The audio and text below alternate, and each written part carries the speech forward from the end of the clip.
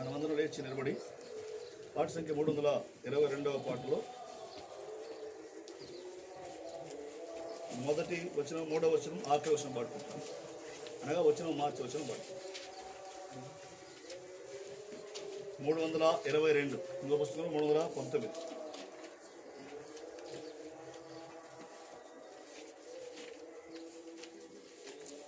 కొంత సమయమే మిగిలినది, కొంత సమయమే మిగిలినది, యేసు ప్రభువు తిరిగి వచ్చును, యేసు ప్రభువు తిరిగి వచ్చును. లేశమైనానో జాగు చేయాడు, లేశమైనానో జాగు చేయాడు. కొంత సమయమే మిగిలినది, కొంత సమయమే మిగిలినది, ప్రభు వచ్చు వరకు కనిపెట్టుము, ప్రభు వచ్చు వరకు కనిపెట్టుము. నిశ్చయముగా యనవచ్చును, నిశ్చయముగా యనవచ్చును.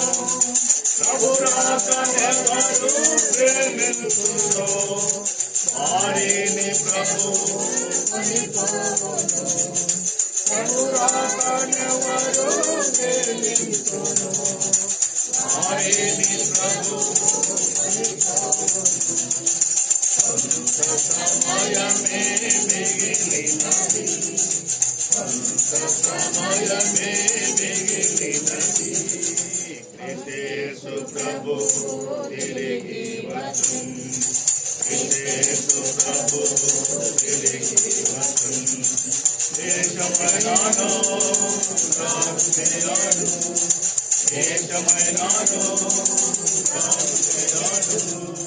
కొంత సమయమే మిగిలినది, కొంత సమయమే మిగిలినది, అడుగంటున్నది ఆత్మీయత, అడుగంటున్నది ఆత్మీయత.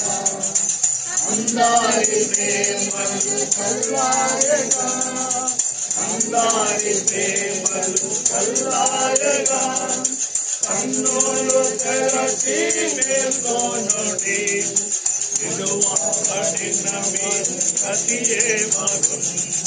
కన్నులు తెరచి మేల్కొనుడి, నిలువబడిన మీ గతియే మగును. కొంత సమయమే మిగిలినది, కొంత సమయమే మిగిలినది, యేసు ప్రభు తిరిగి వచ్చును, యేసు ప్రభు తిరిగి వచ్చును.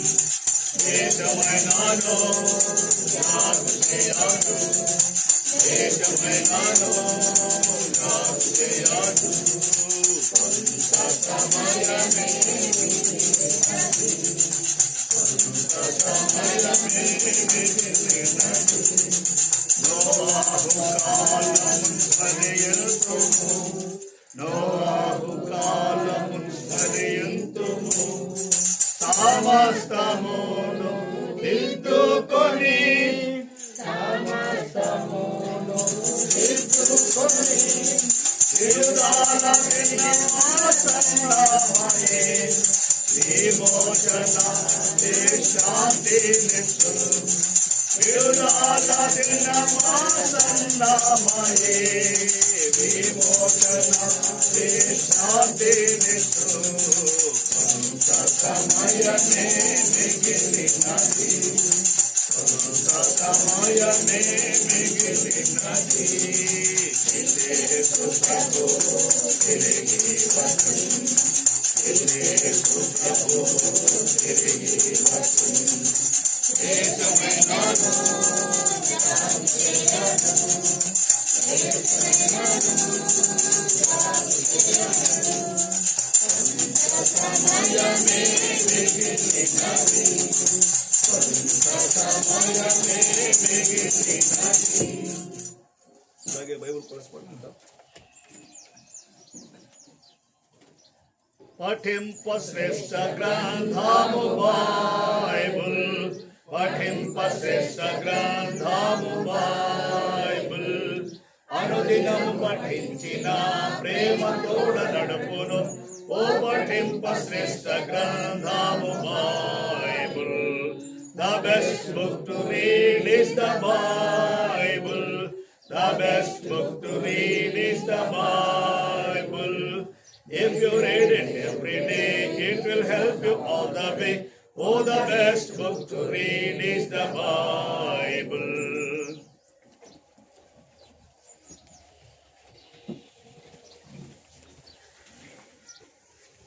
తెస్సలోనికి రాసిన పత్రిక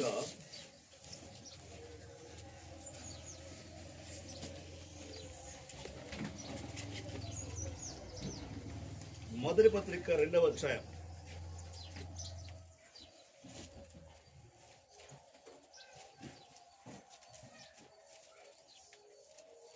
19వ వచనం చదువుకుందాం. ఏలైనగా మా నిరీక్షణ అయినను ఆనందమైనను అతిశయ కిరీటమైనను ఏది మన ప్రభువైన యేసు యొక్క రాకడ సమయమున ఆయన ఎదుట మీరే గదా నిశ్చయముగా మీరే మా మహిమయు ఆనందమునై ఉన్నారు. ప్రార్థన చేసుకుంటాం.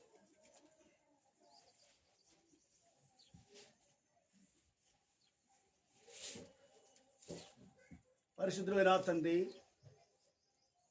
పరలోకపు దేవా, మీకు ఎన్నో వందనాలు స్తోత్రాలు చెల్లిస్తున్నాను. మిమ్మల్ని ఆరాధించు కొరకై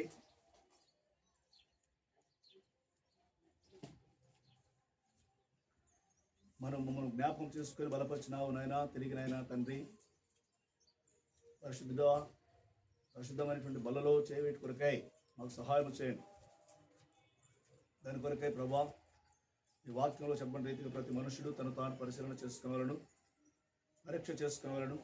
అలాగున చేసి ఆ రొట్టెను తిని ఆ పాత్రలో త్రాగని రాయబడింది. ఆ ప్రకారంగా ప్రభా మేము చేయడం కొరకై సహాయం చేయమని ప్రార్థన చేస్తున్నాను. దాని కొరకై ప్రభా మమ్మల్ని హెచ్చరించవలసిందిగా ప్రార్థిస్తున్నాను.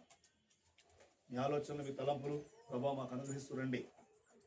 మీ మాటలను బట్టి మేము జాగ్రత్త పడిన వారమై సరిచేసుకొని తీర్మాన హృదయాలతో ప్రభా ఈ బలలో భాగస్వామి కావడానికి సిద్ధపరచవలసిందిగా ప్రార్థన చేస్తున్నాను. దయగల మా తండ్రి, కరెంటును అనుగ్రహించవలసిందిగా ప్రార్థన చేస్తున్నానయ్యా. దయగల మా ప్రభువా, మైకు పరిస్థితి కొరకై ప్రార్థిస్తున్నాను. అననుకూలమైన వాతావరణ పరిస్థితి కొరకు ప్రార్థిస్తున్నాను. దయగల మా తండ్రి, కావలసిన గోపికను, కావలసిన భారమును, కావలసిన బాధ్యతను మాకు అనుగ్రహిస్తుండండి. మీ ఆత్మతో మమ్మల్ని నడిపించండి. మా ఎక్కడ మీరు తీర్చి మీ నామాన్ని మైందించుకోసం ప్రార్థన చేస్తూ దుర్బలహస్తాలకు అప్పగించుకుని సహాయం చేయండి. యేసు క్రీస్తు నామంలో ప్రార్థించి స్తుతించి వేడుకొంచున్నాము తండ్రి, ఆమేన్.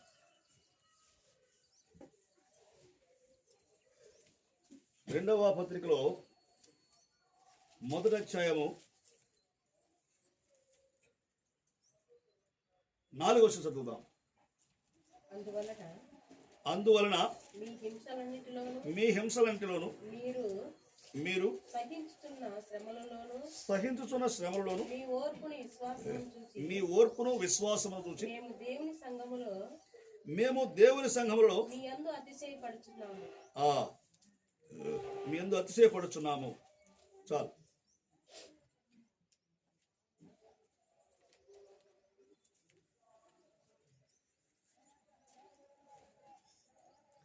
అపోస్తలుడైన పౌలు తెస్సలోనిలో ఉన్నటువంటి విశ్వాసం అంటున్నాడు, మేము మీ యందు అతిశయపడుచున్నాము. మొదటి పత్రికలో అంటే మాకు ఆనందమైన అతిశయకరమైన ఏంటి, మీరే కదా అన్నాడు. ప్రియమైన వాళ్ళరా, అతిశయించడానికి ప్రభునందు ఉన్నటువంటి గుణాలను చూసినా ఆయన గుణాతిశయములు కలిగిన వాడని, ఆయన బలాతిశయం కలిగిన వాడని, ఆయన కృపాతిశయం కలిగిన వాడని మనం చూసాం. మన దగ్గర కృపాతిశయాలు, బలాతిశయాలు ఉన్నాయా? లేవు. అయితే ప్రియమైన వాళ్ళ అపోస్తలుడైన పౌలు కొన్ని విషయాలను చూసి తెస్సలోనికీయులతో అంటున్నాడు, విశ్వాస విధానంలో మిమ్మల్ని బట్టి దేవుని సంఘంలో మేము అతిశయించుచున్నాము అంటున్నాడు. మిమ్మల్ని బట్టి మేము దేవుని సంఘములో అతిశయించుచున్నాము.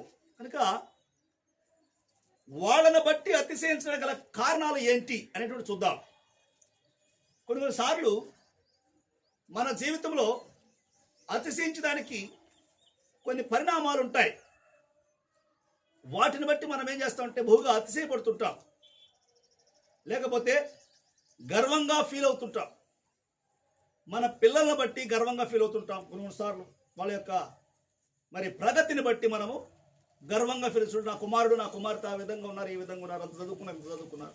తెలియకుండా మనం వాళ్ళ బట్టి మనం చెప్పుకుంటుంటాం. అదే సమయంలో మరి ఇంకా దేని గురించి చెప్పుకుంటాము? కొంతమంది మనుషుల గురించి చెప్పుకుంటాం.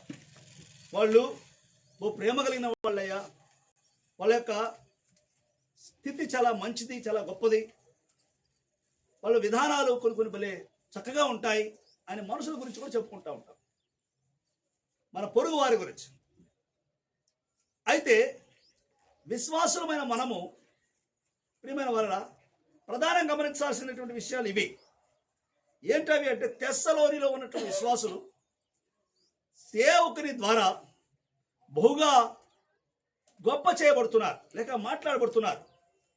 మాకు ఆనందము ఏందంటే మీరే, మాకు అతిశయ కిరీటం ఏంటంటే మీరే. అర్థమైందా? మా ఆనందం మీరే, మా అతిశయ కిరీటము మీరే అని చెప్తున్నారు. ప్రియమైన వాళ్ళ ఎందుకయ్యా అంటే తెస్సలోనిలో కొన్ని మంచి లక్షణాలు ఉన్నాయి. ఆ లక్షణాలు ఏంటో ఇప్పుడు మనం చూద్దాం. వారిని బట్టి దైవజనుడు అంతగా గర్వించడానికి, అంతగా ఆనందించడానికి వారి దగ్గర ఉన్నటువంటి లక్షణాలు ఏమిటి అని ఇప్పుడు చూద్దాం. ప్రియమైన వారరా, ఏం చెప్పాను నేను? ఏం చెప్పాను? వాక్యం వింటే మీరు చెప్పగలుగుతారు, వాక్యం వినకపోతే చెప్పలేరు కదా. అందుకని వాక్యం వినాలి. వాక్యం వినకుండా ఏం చేస్తుంటారు? ఏదేదో చేస్తుంటారు. కరెక్ట్ కాదు అది. మరి ఎందుకు చెప్పాల్సి వస్తుందో నాకు పిచ్చి పట్టిపోతుంది ఈ విధంగా చెప్పాలంటే. చాలా బాధగా కూడా ఉంటుంది. ఎందుకంటే చెప్పగలిగినటువంటి మనుషులు కాదు మీరు. మీకు అన్ని బాగా తెలుసు. మీకు అన్ని విషయాలు తెలిసినటువంటి వాళ్ళకి చెప్పాలంటే మాకు బాగా ఉంటుంది. నాకు అర్థమవుతుంది. కనుక వాక్యం అనేటువంటిది నేను కథ చెప్పే వ్యక్తిని కాదు. ఆడ ఉన్నటువంటి విషయాలలో ఏదైనా ఒకటి నేర్చుకునే ఆలోచన నాకు ఉంటుంది. నేను నేర్చుకునేది మీరు నేర్చుకోవాలని ఆశపడుతుంటాను, అందుకే చెప్తుంటాను అవి. మరి మీరు వాటిని గమనించకపోతే కొంచెం బాధగా కూడా ఉంటుంది. కనుక ప్రియ సహోదరుడా, జాగ్రత్తగా ఆలోచించండి. ఇదే రాయబడింది, తెస్సలోనికీయులను బట్టి అపోస్తలుడైన పౌలు అతిశయిస్తున్నాడు. తెస్సలోనికీయులను బట్టి అపోస్తలుడైన పౌలు ఏం చేస్తున్నాడు? అతిశయిస్తున్నాడు. నాకు ఆనందంగా ఉంది మిమ్మల్ని చూస్తూ ఉంటే, మీ మీద నాకు చాలా గర్వంగా కూడా ఉంది అని చెప్పుకుంటున్నాడు. అదే 2వ పత్రికలో అదే అన్నాడు, నేను అతిశయపడుచున్నాను. 4వ వచనంలో నేను అతిశయపడుచున్నాను అన్నాడు. మరి వాస్తవంగా మన అతిశయం ఎవరంటే మన ప్రభువే. అదే సమయంలో విశ్వాసులమైన మనము తోటి విశ్వాసులను గర్వించేటట్టు కూడా చేయవచ్చు. ఈ తెస్సలోని బట్టి మనం చదువుకుంటున్నాం. తెస్సలోనిలో ఉన్నటువంటి విశ్వాసులు బట్టి మనం అది నేర్చుకుంటున్నాం. తెస్సలోనిలో విశ్వాసులు దైవజనుడైన పౌలు గారిని గర్వించినట్టు చేశారంట. ఏం చేశారు? వాళ్ళ దగ్గర కొన్ని లక్షణాలు ఉన్నాయి. వాటిలో ఒక 3 లక్షణాలు మీకు చూపిస్తాను. మొదటి పత్రిక 1వ అధ్యాయము 2-3 కలిసి ఉంటాయి. విశ్వాసంతో కూడిన మీ పని, ప్రేమతో కూడిన మీ ప్రయాసము, యేసుక్రీస్తు నిరీక్షణతో కూడిన ఓర్పు, మేము మన తండ్రి అయిన దేవుని ఎదుట జ్ఞాపకము చేసుకుంటూ మా ప్రార్థన యందు మీ విషయమై విజ్ఞాపన చేసి ఎల్లప్పుడూ దేవుని కృతజ్ఞతాస్తుతులు చెల్లించుచున్నాము. 3 పనులు చేస్తున్నారు. వాళ్ళ విషయంలో 3 విషయాలు గుర్తు చేశాడు. మొదట ఇంకా చాలా విషయాలు ఉన్నాయి. ఒక 3 మాత్రమే మనం ఇప్పుడు చూసుకుందాం. వాటిలో ఒకటి, వాళ్ళు బాగా పని చేసేవాళ్ళు, వాళ్ళు బాగా పని చేసేవాళ్ళు. ఈ పని ఎలాగుందంట? అమ్మా జాగ్రత్తగా వినాలి వాక్యాన్ని. విశ్వాసంతో కూడినటువంటి పని. పనికి ఏమున్నది? సో పనికి ఉండాల్సినటువంటిది అది. మనము విశ్వాసం లేకుండా పని చేస్తూ ఉంటాం. కారణం ఏంటి? నేను చేయగలను, నేను చెందగలను అనేటువంటి ఒక మూర్ఖమైనటువంటి స్వభావం, మూర్ఖమైనటువంటి బుద్ధి. ఈ విధానం వల్లనే పని జరగడంలా, ఈ విధానం వల్లనే దేవుడు ఘనపరచబడటంలా. అర్థమవుతుందా? కనుక మన పనికి విశ్వాసము కావాలి. ఎఫెసీలు ప్రియమైన బహుగా పని చేశారంట. చూస్తారా? ప్రకటన గ్రంథము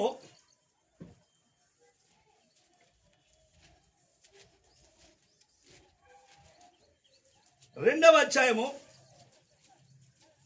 2వ వచనం. నీ క్రియలు, నీ కష్టము, నీ సహనము నాకు తెలుసు. చాలు. ఆ తర్వాత ప్రియమైన వారిలో 5వ వచనం. నీవు ఏ స్థితి నుండి పడితివో జ్ఞాపకము చేసుకొని మారు మనస్సు పొంది మొదటి క్రియలు చేయము. చేసి నీవు మారు మనసు పొందితేనే సరి. లేని ఎడల నీ యొద్దకు వచ్చి దాని చోటు నుండి దాన్ని తీసివేస్తాను. ప్రియమైన వాళ్ళ, ఎఫెసీలు క్రియలు కలిగిన వాళ్ళు, ఎఫెసులో ఉన్న విశ్వాసులు కష్టం కలిగిన వాళ్ళు, కష్టం చేసిన వాళ్ళు, గొప్పగా సహనము చూపించిన వాళ్ళు. వాళ్ళ దగ్గర కష్టం ఉన్నది, సహనం ఉన్నది, క్రియలు ఉన్నాయి.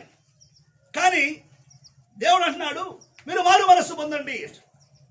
ఏంటంటే నీవు మొదట నీకుడిన ప్రేమను వదిలినావు. సో ప్రేమ లేని కష్టము, ప్రేమ లేని సహనము, ప్రేమ లేని పరిచర్య ఉపయోగం లేదు, అది వ్యర్థమే. అర్థమవుతుందా? బహుగా క్రియలు కలిగినటువంటి విధానం ఉన్నది కానీ ప్రేమ లేదు అక్కడ. కష్టపడుతున్నారు కానీ ప్రేమ లేదు అక్కడ. కనుక వాళ్ళని మారు మనస్సు పొందమన్నాడు. వాళ్ళని ఏమన్నాడు దేవుడు? మారు మనస్సు పొందమన్నాడు. ఈ విధంగా మన పని కూడా విశ్వాసం లేకపోతే మనలో కూడా ప్రభువుని మాట ఏంటంటే మారు మనస్సు పొందండి. మన పనిలో విశ్వాసం లేని ఎడల ప్రభు చెప్పేటువంటి మాట ఏందయ్యా అంటే మార్పు చెందండి, మారు మనస్సు పొందండి. ఏమైనా వాళ్ళ మారు మనస్సు పొందుట అనేటువంటిది ఒక పెద్ద హెచ్చరిక.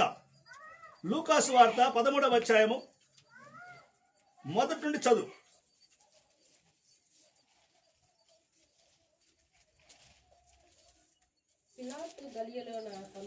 పిలాతు గలిలయలో కొందరి రక్తము వారి బలులతో కలిపి ఉండెను.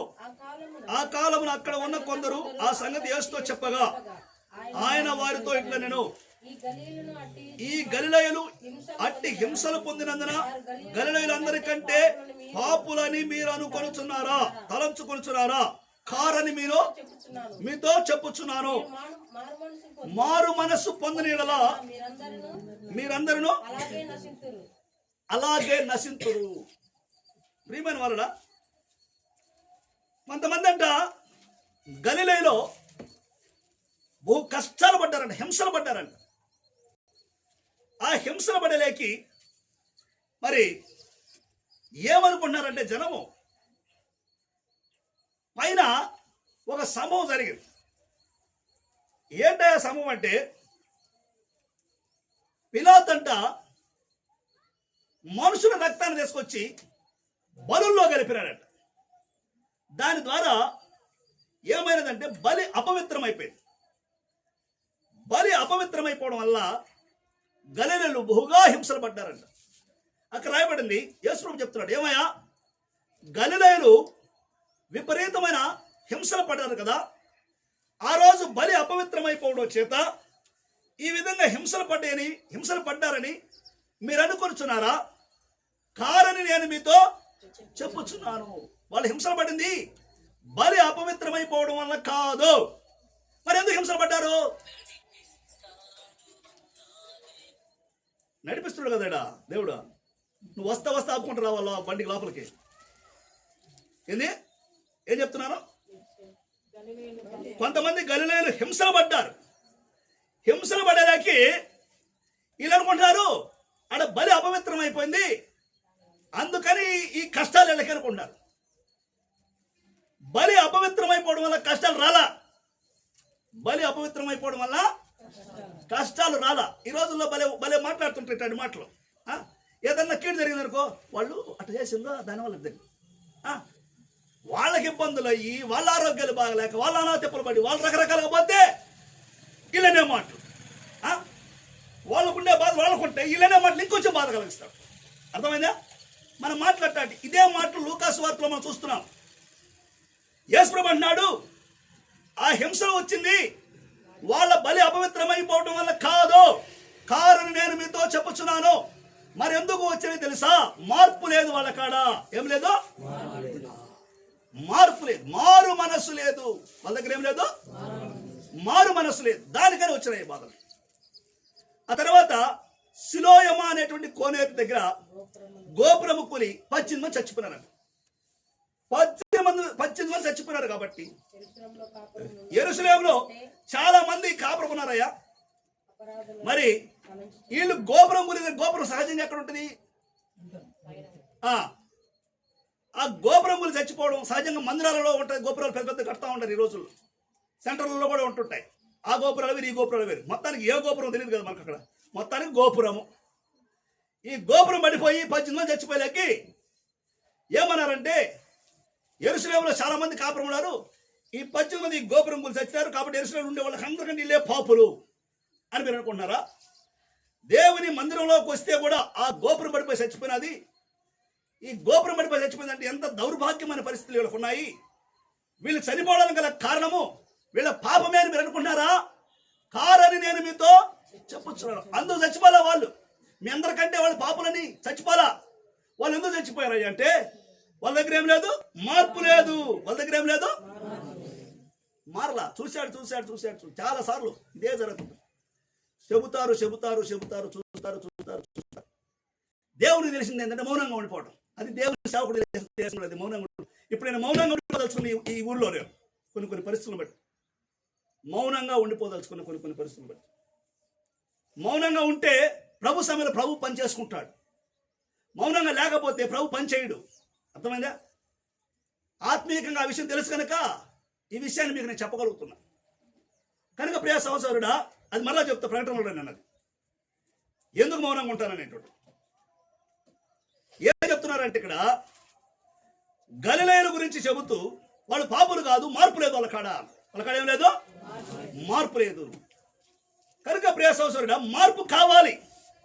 మార్పు లేకుండా ఎంత క్రియలు కలిగినటువంటి విధానం మన కాడ ఉన్నా, ఎంత కరెక్ట్గా మనం ఉన్నా ఉపయోగం లేదు అనేటువంటి దానికోసం చెప్తున్నాయి ఇవన్నీ కూడా. మరి ఎంతగానో పని చేశారు తెస్సలోనీయులు. ఆ పనితో పాటు ఏం కలిగి ఉన్నారు? వాళ్ళు విశ్వాసం కలిగి ఉన్నారు. ఈ రోజుల్లో పని చేయడానికి ఇష్టపడుతున్నారు కానీ విశ్వాసంతో ఉండేదానికే ఇష్టపడతలేరు. విశ్వాసంతో ఉండేదానికే ఇష్టపడతారు. దానివల్లనే ప్రియమైన వలన తెలియనటువంటి నష్టం మన దగ్గర జరుగుతూ ఉంది. అందుకే కోపగించుకుంటున్నాం, అందుకే ఒకరినొకరు ఒరుచుకుంటున్నాం, అందుకే తెలియకుండా మనస్మర్థలు వస్తున్నాయి. ఎందుకంటే దేర్ ఇస్ నో ఫెయిత్. విశ్వాసం అనేది లేదు. విశ్వాసం లేకుండా పరిచయం చేస్తూ ఉంటే ఉపయోగం లేదు. దానివల్ల విశ్వాసం లేకుండా ప్రార్థన చేసిన ఉపయోగం లేదు. విశ్వాసం లేకుండా పాట పాడిన ఉపయోగం లేదు. విశ్వాసం లేకుండా లక్షల కానుకలు వేసిన ఉపయోగం లేదు. Without faith there is nothing in your spiritual life. Understand? విశ్వాసం లేకుండా ఏది చేసినా ఉపయోగం ఉండదు. అర్థమవుతుందా? రోమపత్రిక 14వ అధ్యాయము ఆఖరి వచనం.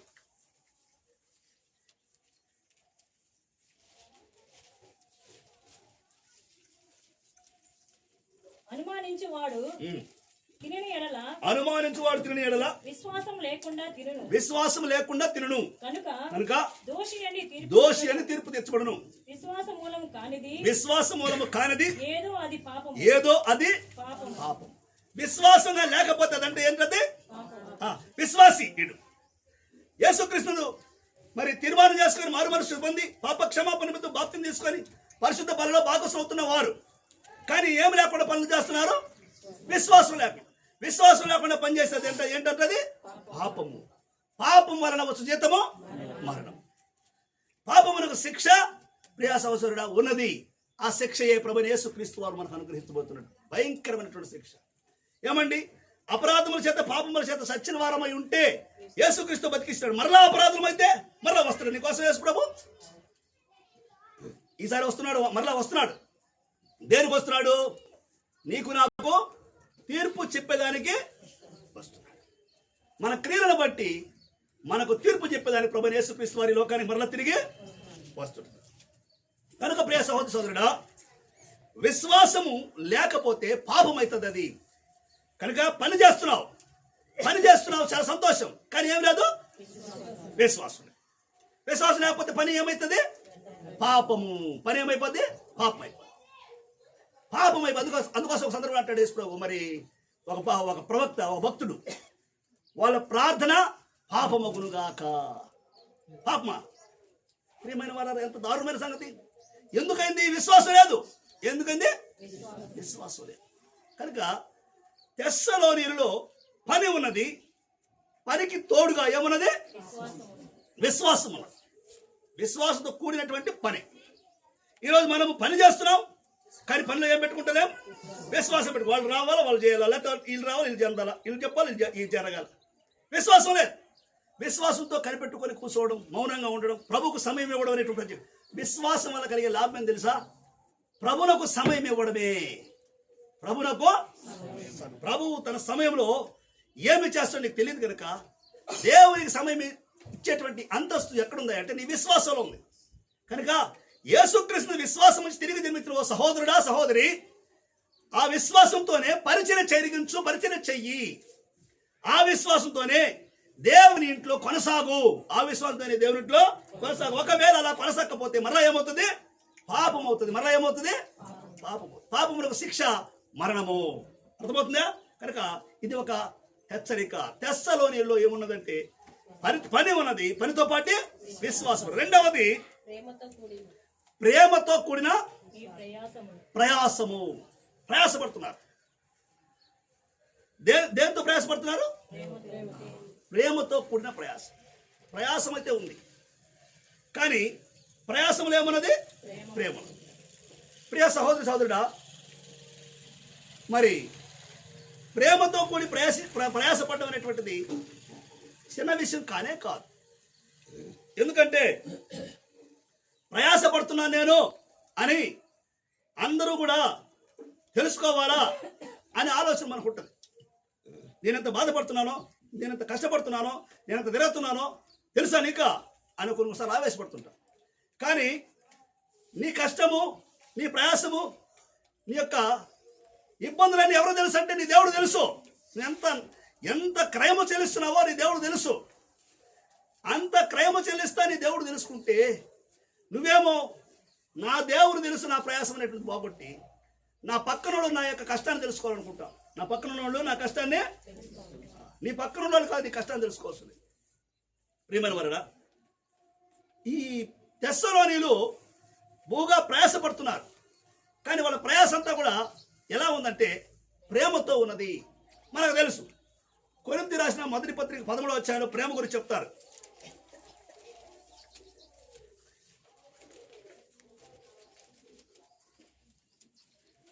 పదమూడవ అధ్యాయము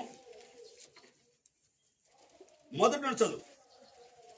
మనుషుల భాషలతోను దేవదూతల భాషలతోను నేను మాట్లాడినను ప్రేమ లేని వాడనైతే మ్రోగేడు కంచును గణగణాడు తాళమును ఉందును. కృపావరము కలిగి మర్మములన్నీయు జ్ఞానమంతయు ఎరిగిన వాడనైనను కొండలను పెకలింపగల విశ్వాసము గల వాడనైనను. విశ్వాసం ఉన్నా కానీ ప్రేమ లేకపోతే ఇంకా గీతల పోసిన కోసం ఆస్తి మొత్తం ఇచ్చేసిన, కాల్చబట్టుకున్న శరీరం అప్పగించిన ప్రేమ లేని వాడినైతే కనుక ప్రియమైన వాళ్ళ అపోస్తలుడైన పౌలు కొరింథీయులతోటి ఏం చెప్తున్నాడు చూడండి. నేను ప్రేమ లేని వాడనైతే మోగెడు కంచునవుతాను, గనగనలాడు తాళములో ఉంటాను అంటున్నాడు. ఎందుకు అంటే ఈ ప్రేమ గురించి